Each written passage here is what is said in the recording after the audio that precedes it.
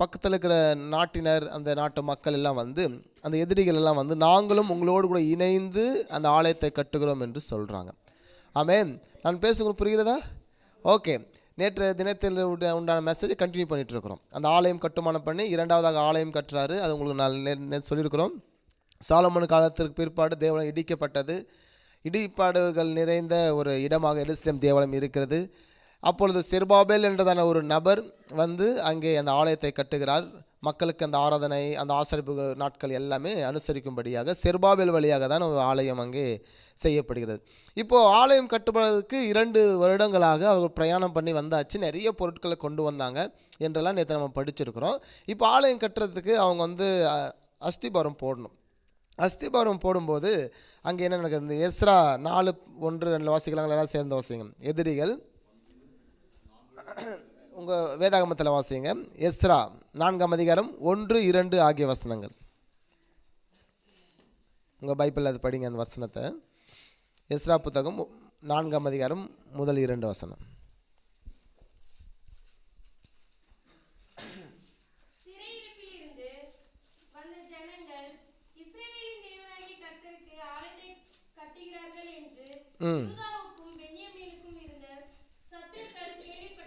சத்துருக்கள் கேள்விப்பட்ட போது அவர்கள் செருபாபேலிடத்திற்கு தலைவரான நாங்களும் இந்த ஆலயத்தை கட்டுவோம் என்று சொன்னார்கள். எவ்வளோ பெரிய ஆஃபர் இல்லைங்கிறது.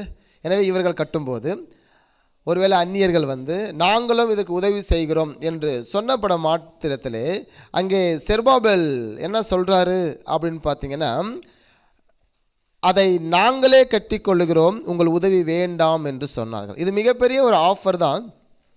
ஆனால் கர்த்தர் தேவைகளை சந்திக்கிற ஒரு தேவனாக இருக்கிறார். ஹல்லேலூயா. அதாவது வருகிற எல்லா நன்மையும் அது சரியானதாக இருக்காது. நம்மளுக்கு கிடைக்கிற எல்லா ஆசீர்வாதமும் கர்த்தரால் வருகிற ஆசீர்வாதம் என்று சொல்ல முடியாது. 3 வகையில் மனுஷன் ஆசீர்வதிக்கப்படுகிறான். 1, பிசாசினால் வருகிற ஆசீர்வாதத்தை அவன் சுதந்திரித்துக் கொள்கிறான். 2வதாக மனிதர்களால் வருகிற ஆசீர்வாதத்தை அவன் சுதந்திரித்துக் கொள்கிறான். 3வதாக தேவனால் வருகிற ஆசீர்வாதம். கர்த்தருடைய ஆசீர்வாதமே ஐஸ்வர்யத்தை தரும் என்று வசனம் சொல்கிறது. அப்போது 3 வகையில் மனுஷன் ஆசீர்வதிக்கப்படுறான், பொருளாதாரத்தில் வளர்றான். நம்ம எல்லாரையும் பார்க்கும்போதெல்லாம் அவன் நல்லா வீடு கட்டியிருக்கானே அப்படின்னு நினைக்கிறது ஆகாது. வேதம் சொல்கிறது பொறாமை கொள்ள, அதாவது துன்மார்க்கன் மேலே பொறாமை கொள்ளாதேன்னு இருக்கும். ஆமென். அப்போ யாரால் ஆசீர்வதிக்கப்படுறோம் அப்படின்றது மிக முக்கியமான ஒரு கருத்து. நீங்கள் எல்லோரும் கர்த்தரால் ஆசீர்வதிக்கப்படக்கூடியவர்கள். ஒரு ஆமென் சொல்லுவோமா? ஆமென். எந்த நாளும் எவ்வளோ தூரத்திற்கு போனாலும் நானும் என் வீட்டாரும் எங்கள் வீட்டு பிள்ளைகளும் கர்த்தரால் ஆசீர்வதிக்கப்பட வேண்டும். ஹல்லேலூயா. ஆசீர்வாதம் எங்கே வந்தாலும் அதை அக்செப்ட் பண்ணக்கூடாது. ஒரு வகையில் மனுஷர்களால் நமக்கு நன்மை வரும், ஒரு வகையில் பிசாசினால் நமக்கு நன்மை வரும். அதெல்லாம் என்ன செய்யணும்னா குறுகிய காலத்திற்குள்ளாக, இல்லை என்றால் ஏதோ ஒரு சிக்கலில் கொண்டு போய் விட்டுரும். கர்த்தர்கிட்டேருந்து வருகிற ஆசீர்வாதம் நமக்கு நித்தியமாக இருக்கும். ஆமென்.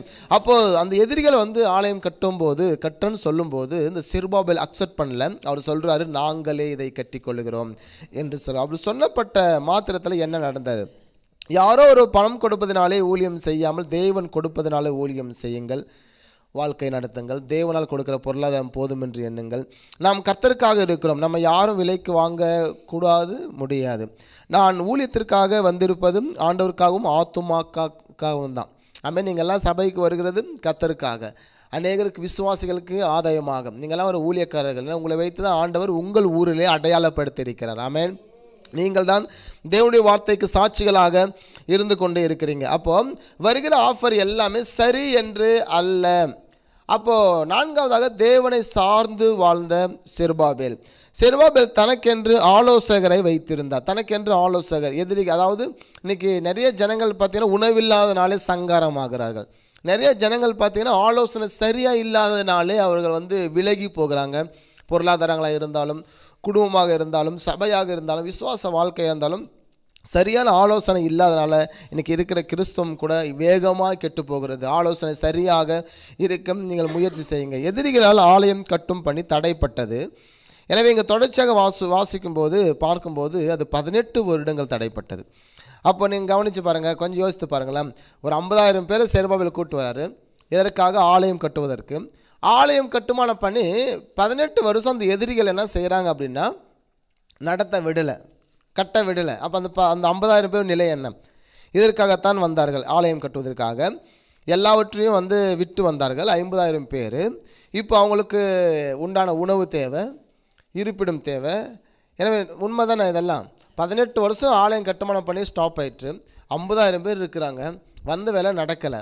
இப்போ இந்த 50,000 பேர் என்ன செய்யணும்னா அவங்க இடத்துக்கு போகிறாங்க. இப்போ ஒரு நாள் பார்த்துருப்பான், 2 நாள் பார்த்துருப்பான், ஒரு வருஷம் பார்த்துருப்பான், சமாளிக்க முடிஞ்சிருக்காது. இப்போ கொஞ்சம் கொஞ்சமாக என்ன செய்கிறாங்கன்னா 50,000 பேர் அந்த ஆலயம் கட்டுமான பணிக்கு வந்தவர்கள் இவங்க என்ன செய்கிறாங்கன்னா அவர்கள் சொந்த வீடுகளுக்கும் இடத்திற்கும் போய் அங்கே கூடாரம் அமைத்து அங்கே அவர்கள் வாழ்க்கை நடத்த ஆரம்பித்தார்கள். இப்படிப்பட்ட ஒரு நிலை. இப்போது செருபாபேல் ஆலயம் கட்டுமான இடத்துல வந்து ஒரு கூடாரம் போட்டு உட்காந்துட்டு இருக்கிற ஆட்கள்லாம் கொஞ்சம் கொஞ்சமாக குறையுது. 50,000 பேர் மக்கள்லாம் கொஞ்சம் கொஞ்சமாக குறைஞ்சி எல்லாம் போயிட்டாங்க. இப்போ ஆலயம் கட்டுமான பணிக்கு இல்லை. இப்படிப்பட்ட சூழ்நிலை தான் ஆகாய் தீர்க்கதரிசி எழும்புகிறான். எழும்பி முதலாவது மக்களிடத்தில் போய் அவன் பிரசங்கம் செய்கிறான். எந்த மக்கள்கிட்டன்னு பார்த்தீங்கன்னா கட்டுமான பணிக்கு வந்தவர்கள் எல்லோரும் இப்போ விலகி தங்களுடைய வீடுகளுக்கும் வீடுகளை அமைத்து கொண்டு அங்கே குடும்பத்தை அமைத்து கொண்டு அவர்கள் வாழ ஆரம்பித்தபடினாலே ஆகாய் தீர்க்கதரிசி இப்படி எழும்பி சொல்லுகிறான். ஆனாலும் ஆகாய் எனும் தீர்க்கதரிசியின் மூலமாய் கர்த்தருடைய வார்த்தை உண்டாகி அவர் சொல்லுகிறார், இந்த வீடு பாழாய் கிடக்கும்போது நீங்கள் மச்சுப்பாவப்பட்ட உங்கள் வீடுகள் குடியிருக்கும்படியான காலம் இதுவோ, தேவ வீடு பாழாய் இருக்கிறது, நீங்கள் ஜாலியாக இருக்கிற காலம் இதுவோ என்று அவர் தீர்க்கதரிசனம் உரைக்கிறார். இப்போதும் சேனைகளின் கர்த்தர் சொல்லுகிறார், உங்கள் வழியை சிந்தித்து பாருங்கள். நீங்கள் திரளாய் விதைத்தும் கொஞ்சமாய் அறுத்து கொண்டு வருகிறீர்கள். நீங்கள் புசித்தும் திருப்தியாகவில்லை, குடித்தும் பரிபூர்ணம் அடையவில்லை. நீங்கள் வஸ்திரம் உடுத்தியும் ஒருவனுக்கும் குளிர்விடவில்லை. கூலியை சம்பாதிக்கிறவன் பத்திரான பையிலே போடுகிறவனாய் அதை சம்பாதிக்கிறான். உங்கள் வழிகளை சிந்தித்து பாருங்கள் என்று கர்த்தர் சொல்லுகிறதாக ஆகாய் எச்சரிக்கிறான். நீங்கள் மலையின் மேல் ஏறி போய் மரங்களை வெற்றி கொண்டு வந்து ஆலயத்தை கட்டுங்கள், அதன் பேரில் நான் பிரியமாயிருப்பேன், அதனால் என் மகிமை விளங்கும் என்று ஆண்டவர் சொல்வதாக ஆகாய் தீர்க்கதரிசி சொல்லுகிறார். யாருக்கு சொல்கிறாரு? வழி விலகி போனவர்களுக்கு.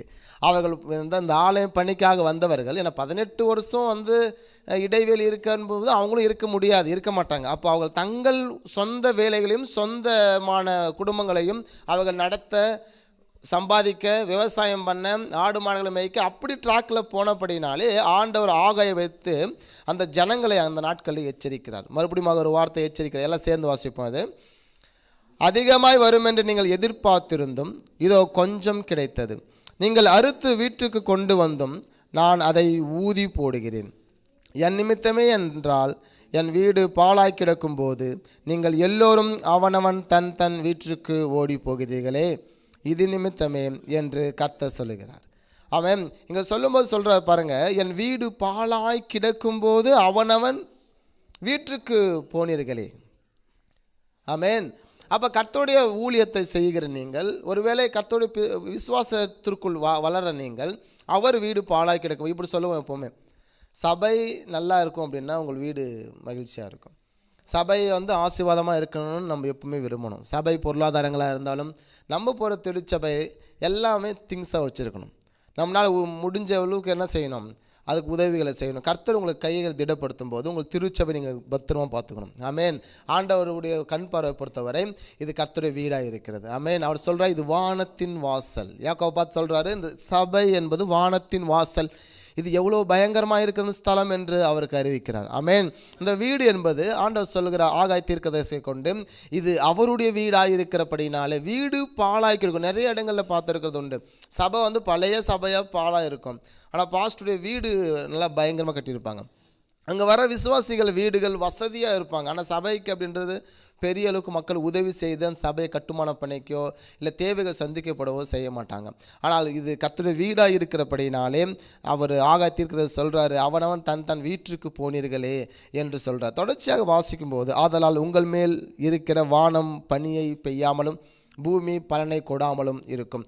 அப்போ ஊழியங்கள்னு வரும்போது கர்த்தருடைய வீட்டை கட்டல அப்படின்னா, கர்த்தர் வீட்டுக்கு வந்து நம்ம வந்து ஒரு பிரயோஜனமாக திருச்சபைக்கு இல்லை அப்படின்னா நம்ம வீடு பாழாய் போகும், பனியை பெய்யாமல் இருக்கும், நம்ம விதைக்கிறது எதுவுமே அறுவடைக்கு சேராது. நிறைய சம்பாதிக்கிற மாதிரி இருக்கும், ஆனால் எவ்வளோ செலவாகுது நமக்கே தெரியாது. நிறைய மைனஸ்லேயே போயிட்டுருக்கும், கடன்லேயே போயிட்டுருக்கும். ஆனால் இன்கம் பார்த்திங்கன்னா எக்கச்சக்கமாக வர்ற மாதிரி இருக்கும்.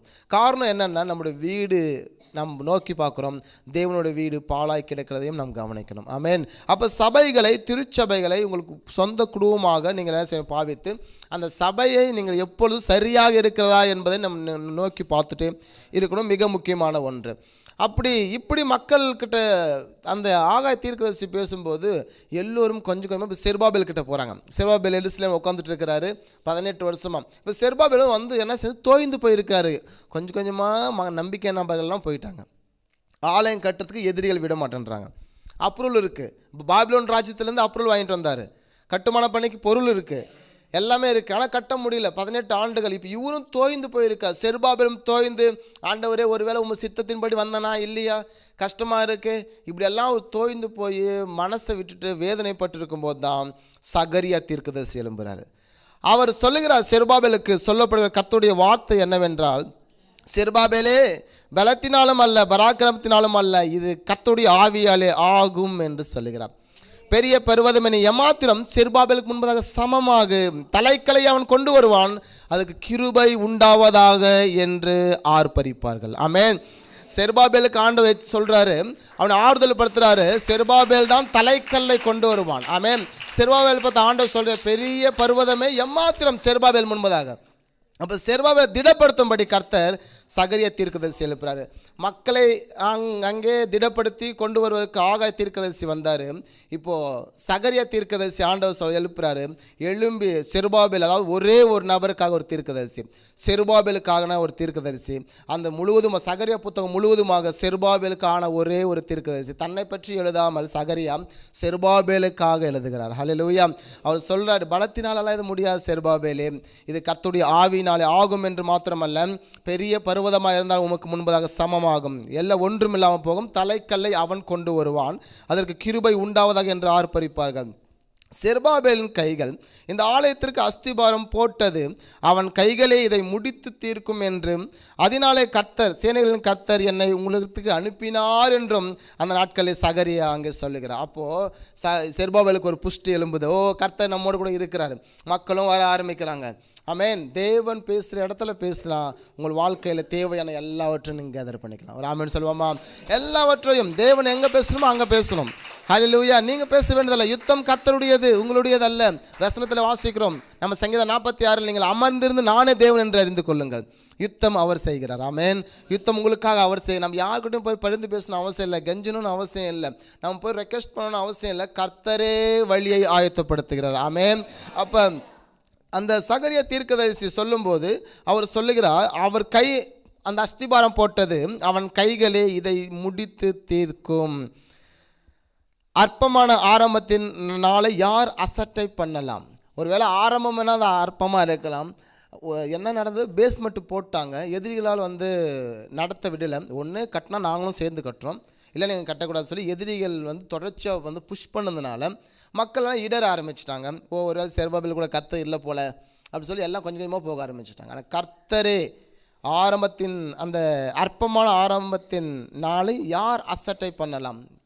கர்த்தர் ஏற்படுத்துவாரானால், கர்த்தர்களை கொண்டு வந்திருப்பாரானால் உங்களை யார் அசட்டை பண்ணக்கூடும்? எப்பொழுதும் நீங்கள் அதை கவனம் வச்சுக்கணும். உங்களை ஆண்டவர் ஏற்படுத்தியிருக்கிறார், ஆண்டவர் அழைத்திருக்கிறார்.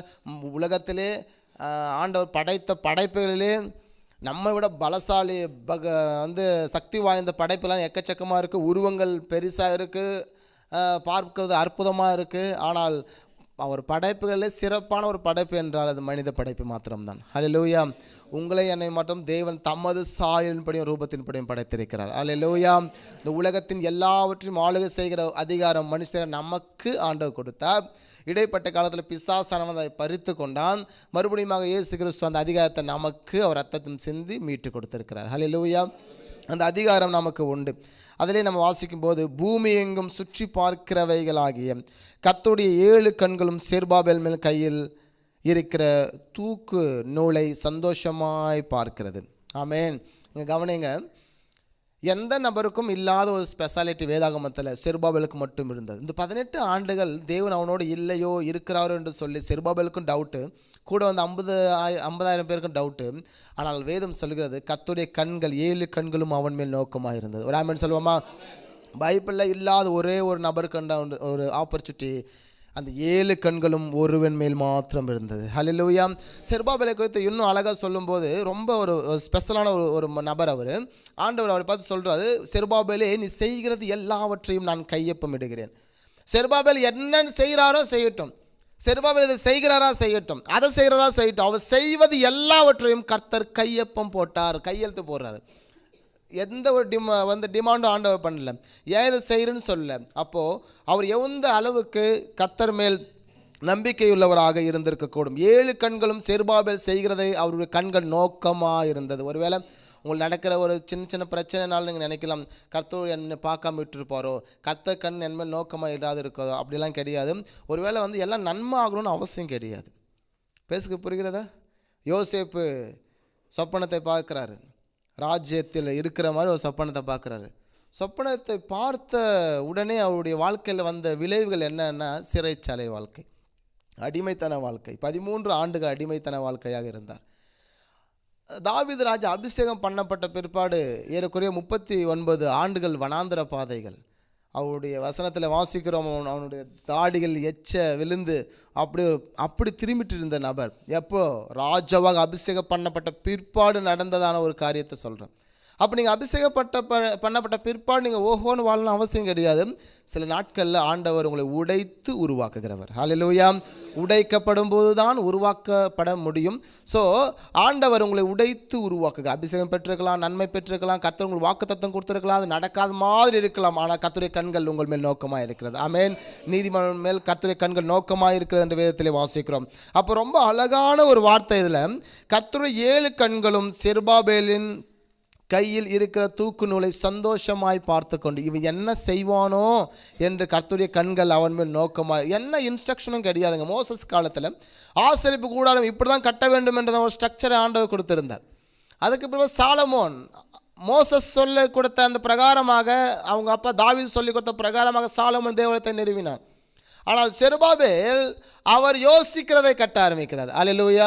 அவருக்கு ஆல்ரெடி ஒரு மைண்ட் இருக்குது, அந்த மைண்டில் ஒர்க் பண்ணுறாரு. அந்த தூக்கு நூலை அவன் பிடித்திருக்கிறான். அவன் இதுதான் ஸ்கெட்சு, இப்படி தான் இந்த சபையை கட்ட போகிறோம், இப்படி தான் அந்த ஆலயம் கட்ட போகிறோம். அவனுடைய அந்த ஸ்கெட்சை ஆண்டவர் அங்கீகரித்து அந்த தூக்கு நூலை சந்தோஷமாய் பார்த்து கொண்டிருந்தார். ஆமென் சொல்லுமா. அப்போ எவ்வளோ ஒரு அற்புதமான ஒரு ஆச்சரியமான ஒரு நபர் பாருங்கள். எனவே செருபாபேல் தனக்கென்று ஆலோசகரை வைத்திருந்தான். ஒரு ஆலோசகரை வைத்திருந்தான். செருபாபேலுக்காகவே தேவன் 2 தீர்க்கதரிசிகளை வைத்திருந்தான்.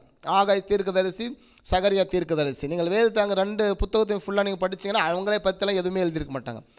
2 புத்தகத்தின் நோக்கமும் முழுக்க செருபாபேலை பேஸ் பண்ணி மாத்திரம்தான் அந்த அதிகாரங்களும் வசனங்களும் இருக்கும்.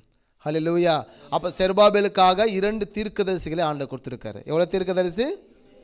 யாருக்காக? ஒரே ஒரு நபருக்காக. செருபாபேலை ஆயத்தப்படுத்துவதற்காகவே ஆகாய், சகரியா தீர்க்கதரிசன புத்தகங்கள் எழுதப்பட்டது. ஒரே ஒரு விசுவாசி செருபாபேல், 2 ஊழியக்காரங்க. எப்படி இருக்குது பாருங்க. ஒரே ஒரு விசுவாசி செருபாபேல், அவனுக்கு 2 ஊழியக்காரர்கள் உண்டு. 2 தீர்க்கதரிசிகள் உண்டு.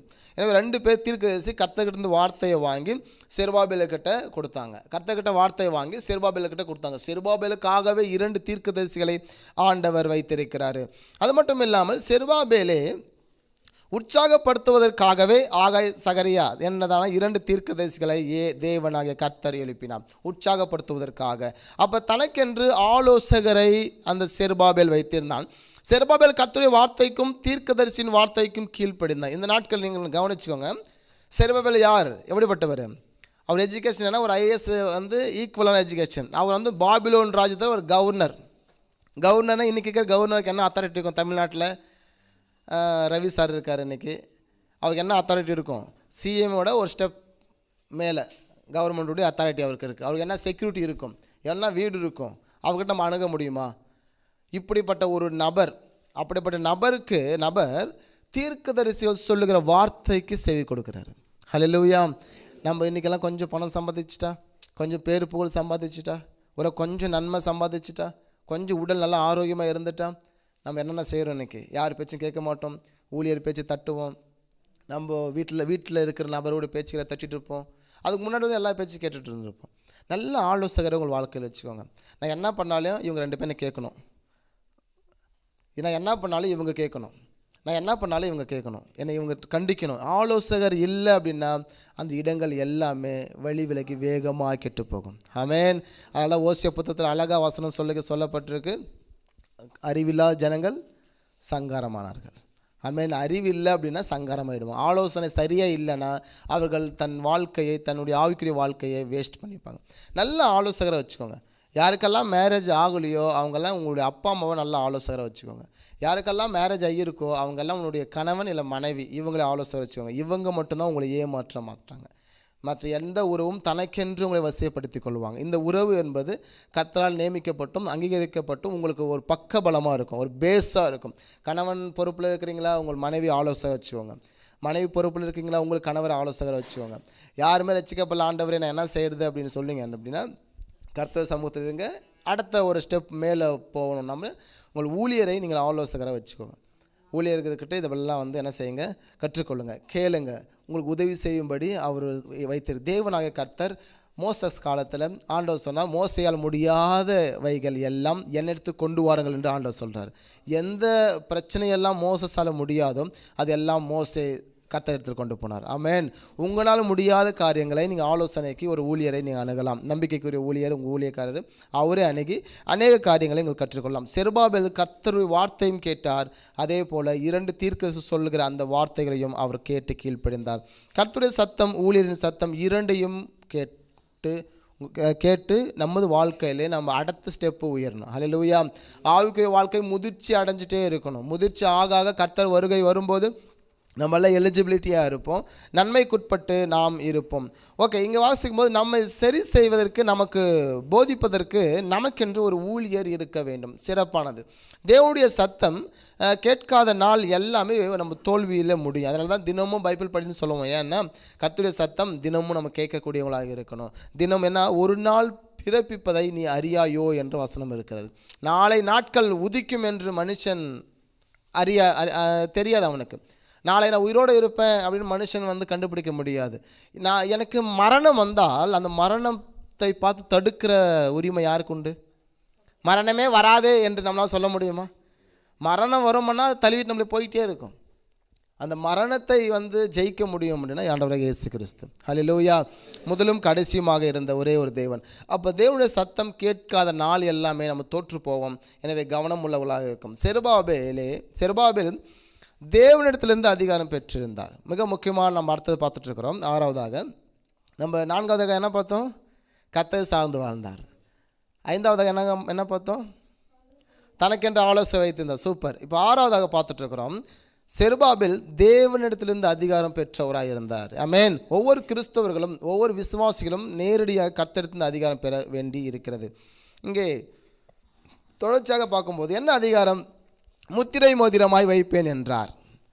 ஹல்லேலூயா. செருபாபேலை பார்த்து சொல்கிறாரு, நான் உன்னை முத்திரை மோதிரமாக வைப்பேன். முத்திரை மோதிரம் என்பது ராஜபாரத்தில், அந்த நாட்களே அரசாங்கத்திலே ராஜபாரம் ஏறும்போது அவங்களுக்கு ஒரு முத்திரை உண்டு. அது ரிங்காவோ இல்லை கழுத்துக்கு போடக்கூடிய செயினாவோ இல்லை தலைக்கு போடக்கூடிய அந்த தலப்பாவோட ஒரு முத்திரை பதிக்கப்பட்டிருக்கும். எனவே அடுத்தபடியாக நீ என்னவெல்லாம் செய்கிறாயோ அதில் எல்லாம் நான் கையெழுத்து போடுவேன். ஹல்லேலூயா. அடுத்தபடியாக நம்ம பார்க்கும்போது எத்தனை நபர்களுக்கு இந்த ஆசீர்வாதம் கிடைத்தது? அவருடைய கையெழுத்து எதையும் மாற்றும். ராமன் சொல்லுவோமா, தேவனுடைய கையெழுத்து என்ன செய்யும்? எதையும் மாற்றும். கவர்மெண்ட் வரை உங்களுக்கு கையெழுத்து போடலாம், ஒருவேளை மாறுமோ இல்லையோ, தேவன் கையெழுத்து போட்டால் உங்கள் வாழ்க்கையில் அதுதான் நடக்கும். ராமன் சொல்லுவோமா. அப்போ தேவன் உங்களை என்னன்னு சொல்லி கையெழுத்து போடணும்னு நீ கவனிச்சுக்கணும். ஹல்லேலூயா. நீ என்னவெல்லாம் செய்கிறியோ அது எல்லாமே ஆண்டவர் கையெழுத்து போடுற மாதிரி இருக்கணும். ஹல்லேலூயா. அப்போது இந்த செருபாபேல் பற்றி ரொம்ப சுவாரஸ்யமான தகவல் ஒன்று பார்த்துருக்கோம். கர்த்தருடைய கண்கள் அவன் மேல் நோக்கமாக இருந்தது. எத்தனை கண்கள்?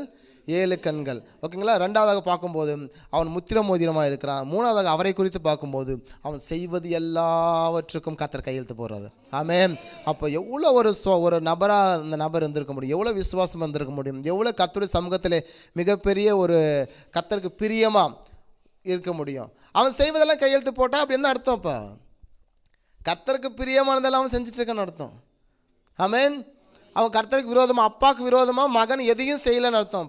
அப்போ ஆண்டவர் அவருக்கு தெரியுது, என் மகன் செய்கிறதெல்லாம் செய்யணும் பண்ணலாம். அவன் பண்ணுறத நீ என்ன செய்கிற செய், என்ன டிசிஷன் நீ எடுக்கலாம், என்ன ஒர்க் பண்ணுற நீ பண்ணலாம். நீ என்ன பண்ண என் மகன் மேலே நம்பிக்கை இருக்குது, அவன் சிறப்பானதை செய்வான். ஆமென். அப்படி முழு நம்பிக்கையும் செருபாபேல் மேலே ஆண்டவர் வைக்கிறார். அவன் செய்வது எல்லாம் கையெழுத்து போடுறாரு. எதை முக்கியமா? தேவாலயம் கட்டும் பணிக்கு அவன் செய்வதை கையெழுத்து போடுறாரு. ஹல்லேலூயா. மோசேக்கு ஆண்டவர் சொல்கிறாரு, எபிரேய புத்தகத்தில் வாசிக்கும்போது 8ஆம் அதிகாரத்தில், மோசே நான் காண்பிக்கும்படி நீ ஜாக்கிரதையாக இரு, நான் என்ன சொல்லுகிறேனோ அதை செய்வதற்கு நீ ஜாக்கிரதையாக இரு என்று அவர் அலௌன்ஸ் பண்ணுறாரு. ஹல்லேலூயா. அப்போது இந்த செருபாபேல் செய்கிறது எல்லாவற்றையுமே கர்த்தர் என்ன செய்கிறார் சொன்னால் கையெழுத்து போடுகிறதையும் நாம் பார்க்கிறோம். அப்போது இந்த மாதிரி ஒரு ஆசீர்வாதமான வார்த்தையாக இருக்கிறது. 7ஆவதாக பார்க்கும்போது இந்த செருபாபேல் இயேசுவாகிய மெஸ்ஸியாவை உலகத்திற்கு அறிமுகப்படுத்துகிறார். ஹல்லேலூயா. செருபாபேல் மெஸ்ஸியாவாக இயேசு கிறிஸ்துவை இந்த உலகத்திற்கு அறிமுகப்படுத்துகிறதையும் நாம் பார்த்து கொண்டு இருக்கிறோம். இயேசு கிறிஸ்துவின் வம்ச வரலாறு இரண்டு இடத்துல இருக்கிறது. ஒன்று மத்தேயுவிலே யோசேப்பின் வழி, இன்னொன்று லூக்காவிலே மரியாளின் வழி என்றதாக 2 வழி இருக்கிறது. ஆனால் இரண்டிலுமே செருபாபேலின் பெயர் வருகிறது. இங்கே பாருங்கள், மத்தேயு 1:12 சொரோபாபேல் அப்படின்னு இருக்கும். இந்த சொரோபாபேல் யாருன்னு பார்த்தீங்கன்னா அவர் தான் இந்த செருபாபேல். ரெண்டாவதாக லூக்கா புத்தகத்தில் 3:27 அங்கே சொரோபாபேல் அப்படின்னு இருக்கும். அந்த சொரோபாபேல் யார் அப்படின்னா அவர் தான் செருபாபேல். ஹல்லேலூயா. அப்போது தேவனுடைய இயேசு கிறிஸ்து பிறந்த அந்த வம்சாவளி பட்டியலில் யார் இருக்கிறா? இந்த செருபாபேலும் இருக்கிறார். ராமன் சொல்லுவோமா? அப்போ இந்த செருபாபேல் அந்த தூக்கு நூலை பிடித்திருந்தவர். செருபாபேல் ஆலயத்தை கட்டினவன். இந்த செருபாபேல் செய்கிறது எல்லாம் கர்த்தருடைய கண்கள் நோக்கமாக இருந்தது மட்டுமல்ல, அவர் சைன் பண்ணுறார், கையெழுத்து போடுறாரு. அதே சமயத்தில் இயேசு கிறிஸ்துடைய பிறந்த பட்டியலில் இந்த சொரோபாபேலுடைய பெயர் இடம் பிடிக்கப்பட்டிருக்கிறது. அப்போ இயேசு கிறிஸ்து இவர் வம்சாவளியில் பிறந்த ஒரு நபராக இருக்கிறார். ஆமென். அப்போ சொரோபாபேலுடைய வம்சத்தில் பிறந்த நபராக இயேசு கிறிஸ்து இருக்கிறார். இந்த சகரியா 4ஆம் அதிகாரம் 7வது வசனத்தில் வாசிக்கும்போது, வாசிக்கலாங்களா? எல்லாரும் சேர்ந்து வாசிப்போம்.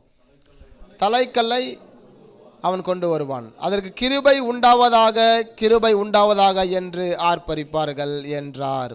அப்போது கிருபை உண்டாவதாக என்று சொல்பவர்கள் காக்கப்படுவார்கள். கிருபை உண்டாவதாக என்று சொல்லாதவர்கள் மேல் அந்த கல் விழுந்து அவர்கள் நசுக்கி போடும். ஹல்லேலூயா. அந்த கல் எவன் மேல் விழுகிறதோ அவன் நசுங்கி போவான். அந்த கல்லின் மேல் மோதுகிறவன் அவன் நொறுங்கி போகிறான். ஆமென். அப்போ அந்த கல் யார்? மூளைக்கல்லாகிய இயேசு கிறிஸ்து. ஹல்லேலூயா. இயேசு கிறிஸ்துவே அந்த மூளைக்கல்லாக இருக்கிறார். அதுவே முக்கிய கல்லுமாய் இருக்கிறார். இயேசுதான் மூளைக்கல் என்பதை யார் சொல்றாரு? அந்த செருபாபேல் தீர்க்கதரிசியாக சொல்றார். கிருபை உண்டாவதாக அந்த கல்லை அவர் கொண்டு வருவார். ஆமென். அப்போ இயேசு கிறிஸ்து அந்த கல், அது மூளைக்கல்லாக இருக்கிறது. அந்த கல்லில் மோதினாலும் பிரச்சனை, அந்த கல் விழுந்தாலும் பிரச்சனை. ஆமென். அந்த கல்லாக இயேசு கிறிஸ்து, அந்த கிருபை உண்டாவதாக. அப்போ இயேசு கிறிஸ்துவே மூளைக்கல்லாக இருக்கிறார். எல்லாமே கிருபையாக இன்று இருக்கிறது. செருபாபேல் சாதாரணமானதை செய்து சாதனை படைத்தார். சாதாரணமானதை செய்கிறாரு. சாலமோன் கட்டிய, இங்கே பாருங்கள், செருபாபேல் கட்டிய ஆலயம் சின்னது, ஒரு சிம்பிளானது. ஆனால் சாலமோன் கட்டின ஆலயம் மிக பெரியது. நல்லா பார்ப்பதற்கே ரொம்ப ஆச்சரியமாக இருந்தது, ரொம்ப பெரிதாக இருந்தது சாலமோன் கட்டின ஆலயம். ஆனால் நடந்தது என்ன அப்படி நம்ம பார்க்கும்போது, செருபாபேல் கட்டும்போது 18 வருடங்களாக அந்த சபை கட்டுமான பணிகள் நின்று போயிற்று. அந்த தடையை கர்த்தர் மாற்றினார். ஆலயம் கட்டி முடிக்கப்பட்டது. ஆலயத்தை மட்டும் கட்டவில்லை, ஆராதனையும் ஆரம்பித்தார்கள். ஹல்லேலூயா. ஆலயம் கட்டினான், ஆராதனை செய்யும்படி செய்தான். அங்கே பலிகள் செலுத்தப்பட்டது. ஆகாய் சொன்ன தீர்க்க தரிசனம் மகிமை பெரிதாக இருக்கும். 500 ஆண்டுகளுக்கு பிற்பதாக அது நடந்தது. எப்படி மகிமை பெரிதாக இருக்கும்? இப்போ கவனிங்க. செருபாபேல் ஆலயத்தை கட்டியாச்சு, ஆராதனை ஒழுங்கெல்லாம் நடத்திட்டு இருக்காரு. அந்த மகிமை அந்த சபை மேல் மூடுகிறது. அங்கிருந்து வயசானவங்களை கேட்குறாங்க. எப்போ ரொம்ப வயசானவங்களை கேட்குறாங்க. அவங்க ஒரு 150 வருஷம் 120 வருஷம் இருக்கக்கூடியவங்களை பார்த்து கேட்குறாங்க, முந்தின ஆலயம் எப்படி இருந்தது? அவங்க சொல்கிறாங்க, இல்லை சாலமோன் கட்டின ஆலயத்தின் மகிமையை விட இந்த சபையின் மகிமை எனக்கு பெரிதாக இருந்தது என்று சொல்கிறாங்க. ஆமென். அப்போ சின்னதாக இருந்தாலும் அந்த மகிமை பெரிதாக இருந்தது. அது தீர்க்கதரிசன வசனம். ஆக்சுவலி அது ஏன் தீர்க்கதரிசன வசனம்னு சொல்லி பார்த்தீங்கன்னா, இந்த செருபாபேல் கட்டின அந்த தேவாலயத்தில் தான் 500 வருஷத்துக்கு பின்னாடி தான் அந்த மகிமையாக இருந்தது என்ற வார்த்தை நிறைவேறுகிறது. எப்படி நிறைவேறுகிறது? நீங்கள் பார்க்கும்போது அந்த செருபாபேல் கட்டின ஆலயத்துக்குள்ளே தான் இயேசு கிறிஸ்து சென்றார். ஒரு ஆமென் சொல்லுவோமா? 8ஆம் நாளிலே விருத்தசேதனம் செய்யும்படியாக அங்கே சிமியோன் என்றைக்கு போகிறார்களே, அது எந்த இடம் என்றால் இந்த செருபாபேல் கட்டின இந்த ஆலயம் தான். ஹல்லேலூயா. ரெண்டாவதாக இயேசு கிறிஸ்து பிரதிஷ்டை செய்யப்பட்டது இந்த ஆலயத்தில் தான். விருத்தசேதனம் செய்யப்பட்டதும் இந்த ஆலயத்தில் தான். 12 வயதில் வேதப்பாரிடம் பேசிக்கொண்டிருந்தும் இருந்ததும் இந்த ஆலயத்தில் தான். இந்த ஆலயத்தை பார்த்து தான் இயேசு கிறிஸ்து சொன்னால் 3 நாளில் நான் கட்டுவேன், இடிக்கப்படும் என்று இடிக்கப்பட்ட பிற்பாடு ஒரு நாள் இடிக்கப்படும் என்று சொல்கிறாரு, 3 நாளே கட்டுவேன் என்று சொல்கிறாரு. அப்போது இந்த இயேசு கிறிஸ்து காலத்தில் இருந்த தேவாலயத்தை ஏரோது ராஜா பழுது பார்த்தானே ஒழிய அதை அவன் கட்டவில்லை. இந்த ஆலயம் கட்டினது செருபாபேலுக்கு கட்டின ஆலயம். இடைப்பட்ட காலத்தில் கிறிஸ்துக்கு முன்னாடி 166ஆவது ஆண்டிலே நம்ம ஆல்ரெடி பேசியிருப்போம், ஹனுக்கா பண்டிகை எல்லாம் வந்திருக்கோம். அங்கே பிரதிஷ்டை பண்டிகைன்னு சொல்லியிருக்கோம் ஆலயத்தை. அந்த ஆலயத்தை கொஞ்சம் அந்த யுத்தம் நடக்கும்போது கிரேக்க ராஜ்யத்துக்கும் ரோம ராஜ்யத்துக்கும் கொஞ்சம் இடிக்கப்பட்டபடினால அந்த அலங்கத்தையெல்லாம் இடிச்சிட்டாங்க. இடிக்கப்பட்டபடி மறுபடியும் அதை ரீஒர்க் பண்ணுறாங்க. அந்த ரீஒர்க் பண்ணி இயேசு கிறிஸ்து காலத்தில் ஏரோது ராஜாவும் இன்னும் கொஞ்சம் ஒர்க் பண்ணி டிசைன் எல்லாம் பண்ணுறாரு. நல்ல ஒரு முக்கிய இடமாக சுற்றுலாத்தலம் போல் அந்த எருசலேம் இருந்தபடினாலே அந்த இடத்துல ஏரோது பழுது பார்த்தானே ஒழிய ஏரோது கட்டவில்லை. இது செருபாபேல் கட்டின தேவாலயம். ராமன் சொல்லுவோமா?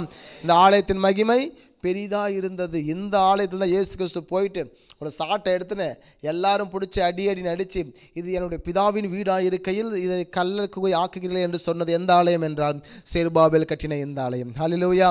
சாலமோன் கட்டின ஆலயம் பிரம்மாண்டமாக இருந்தது, பெரிதாக இருந்தது. ஆனால் செருபாபேல் கட்டின ஆலயமோ இயேசு கிறிஸ்துவாகிய தேவனே அந்த இடத்துல உதித்தார். ஆமென்.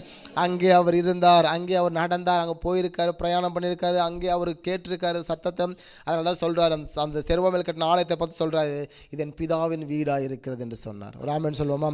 அப்போது அந்த ஆலயம் கட்டுமான பணி எவ்வளவு அழகாக அவர் செய்திருக்கிறார். செருபாபேல் தேவனுக்கு எவ்வளோ ஒரு முன் அடையாளமாக இருந்தது. தலைக்கல்லை அவர் கொண்டு வருவார் என்று சொன்னார். அந்த கல் இரண்டையும் இணைக்கக்கூடிய கல் என்று சொன்னார். யூதர்களையும் புறஜாதியும் இணைக்கக்கூடிய கல்லாக இயேசு கிறிஸ்து. எனவே தேவனுக்கும் மனுஷனுக்கும் இடைவெளி ஏற்பட்ட பிற்பாடு அது இணைக்கப்பட்ட கல்லாக இருந்தார். எனவே செருபாபேலை குறித்து சொல்லப்படும் போது அவன் சொல்லுக தலைக்கல்லை அவர் கொண்டு வருவார். அல்லேலூயா. அப்போ இயேசு கிறிஸ்து கூடிய மகிமையாக அது இருந்தது. சிறியதை கர்த்தர் தெரிந்து கொண்டார், மகிமை பெரியதாக இருந்தது. செருபாபேல் கட்டின ஆலயம் சின்னதாக இருந்தாலும் அதன் மகிமை பெரியது. இயேசு கிறிஸ்து அங்கே இருக்கிறதை நாம் பார்க்குறோம். செருபாபேல் சாதாரணமாக செய்து சாதனை படைத்தார். செருபாபேல் ஆலயத்தை கட்டுவதை கர்த்தர் சந்தோஷமாய் பார்த்து கொண்டிருந்தார். பெரிய பதவியில் இருந்தவர் மேஸ்திரி வேலை செய்து கொண்டிருக்கிறார். மற்றொரு பார்வையில் வேணால் இது அசிங்கமாக கேவலமாக இருக்கலாம். ஆனால் கர்த்தருடைய கண்கள் அவனுக்கு கிருபை கிடைத்தது. செருபாபேல் செய்தது எல்லாமே கர்த்தர் அங்கீகரித்தார். ஒரு ஆமென் சொல்லுவோமா? அப்போது நீங்கள் செய்வதும் கர்த்தர் என்ன செய்யணும்?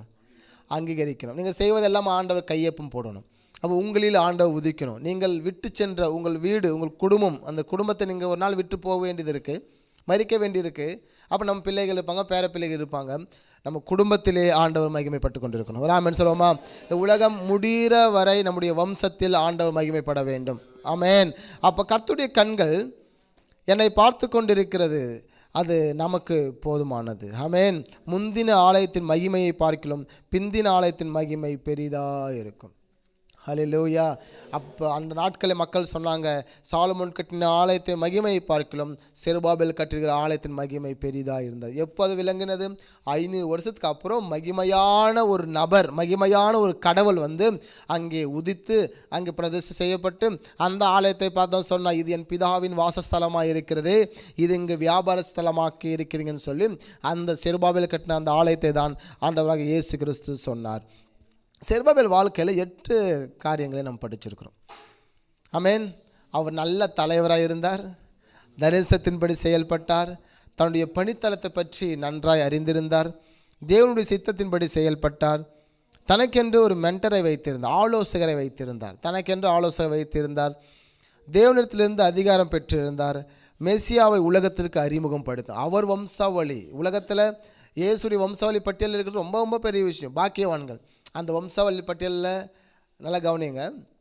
மெஸ்ஸியா, அதாவது யோசேப்புடைய வம்சாவளி பட்டியலும் அந்த சொரபாபேல் இருக்கிறார், மரியாம்மாவுடைய வம்சாவளி பட்டியலிலும் அந்த சொரபாபேல் இருக்கிறார். அப்போது இந்த வம்சத்திலிருந்து செருபாபேலுடைய வம்சத்திலிருந்து ஆண்டவர் 2 பேரை தெரிந்து கொண்டும் அவர்களால் உற்பத்தி அதாவது இந்த பூமியில் வர வேண்டும் என்றதான கர்த்தர் திட்டம். எனவே அதன் பிரகாரமாக பரிசுத்த உதவியோடு அவர் வந்தார். மெஸ்ஸியாவை உலகத்திற்கு அறிமுகப்படுத்தினார். சாதாரணமானதை அவர் செய்யும்படியாக தான் அங்கே படிக்கும்போது இருக்கும், ஆனால் சாதனையாக அது முடிந்தது. ஹல்லேலூயா. அந்த இயேசு கிறிஸ்து அப்போ செருபாபேல் கட்டின ஆலயமே இந்த உலகம் பார்த்த கடைசி ஆலயம். ஹல்லேலூயா. அடுத்த ஆலயம் கட்ட போகிறதுக்கு நீங்கள் யாரும் இருக்க மாட்டோம், நம்ம யாரும் இருக்க மாட்டோம். அடுத்த அந்தி கிறிஸ்து காலத்தில் அடுத்த தேவாலயத்தை கட்ட போகிறாங்க. எனவே அந்த தேவாலயம் அந்தி கிறிஸ்து ஆளுகை செய்யப்பட போகிறது. ஹல்லேலூயா. அப்போ இந்த பூமியில் ஒரே ஒரு சபை லாஸ்ட்டாக கட்டப்பட்டது, அது செருபாபேல் கட்டின ஆலயம். அதுக்கு அப்புறம் 2 யுத்தங்களிலே அது கொஞ்சம் கொஞ்சம் சேதப்படுத்தப்பட்டது, பழுது பார்க்கப்பட்டது. ஏரோது காலத்தில் பழுது பார்க்கப்பட்டது. அந்த ஆலயம் செருபாபேல் கட்டினது. ஹல்லேலூயா. ஆண்டவருக்காக செருபாபேல் என்ன செய்தார்? ஆண்டவர் செருபாபேலுக்கு என்ன செய்தார்? இப்போ ஆண்டவருக்காக செருபாபேல் என்ன செய்கிறார்? ஆண்டவரை அறிமுகப்படுத்தினார். ஆமென். உங்கள் வாழ்க்கையில் ஆண்டவர் அறிமுகப்படுத்த வேண்டும். ஆலயத்தை கட்டினார் செருபாபேல், ஆராதனையை ஆரம்பித்தார். ஆண்டவர் செருபாபேலுக்கு என்ன செய்தார்? தேவன் செருபாபேலை தலைவனாக உயர்த்தினார். தேவன் செருபாபேலை அதிகாரம் உடையவனாக வைத்திருந்தார். செருபாபேல் செய்த சாதாரணமான தேவன் சாதனையாக மாற்றினார். அப்போது நீங்கள் செய்ய வேண்டியதை செய்யும்போது கர்த்தர் செய்ய வேண்டியதை செய்ய ஆரம்பிப்பார். ஹல்லேலூயா.